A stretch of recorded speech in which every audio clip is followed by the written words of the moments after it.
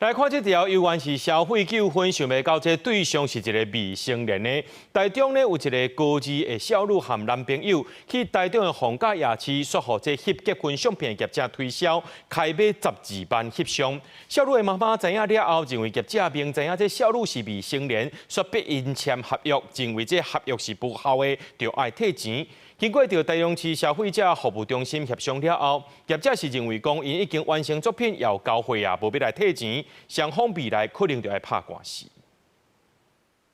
摕出藝術相片內面的主角才17歲，是細膩的學生和伊的查某朋友，看起來感情真好。不過翕這幾本真人相片，所以開因兩個人11萬8千塊。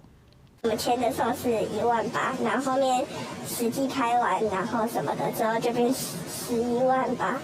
然後他是那時候我們進去，他先給我們看照片，然後他是說不要的就挑掉，然後我們就是把不要的挑掉，剩要的。然後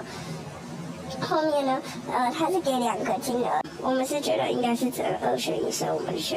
那個。這裡的查某學生講，今年1月18和查某朋友到逢甲夜市去踅街，這間結婚禮服的業務強烈甲因推銷。迄當陣細膩學生是簽約萬8，預約要翕相，翕了業者互因競買70張相片，結果除了本地的金額，閣要另外加60萬，攏總大概11萬8千塊。業者知影因無錢，閣要這細膩的學生的查某朋友用無信用卡分期來納錢。細膩的學生的媽媽知影狀況了後，用結婚禮服的業者主張合約無效，要求退錢，但是業者說拒絕處理。今天他就是未滿18歲，那其實就是在民法上他是沒有辦法有行使他的權利的。那我是他的那個法定代理人，我要主張這樣契約無效，但我覺得對方非常的沒有誠意。你媽媽在8月向台中市政府申請消費爭議的協商，但是業者甲消保官講已經翕了，而且交付相片簿啊，無法度同意專業退錢。不過台中市消費者服務中心認為講，這個合約應該算是無效。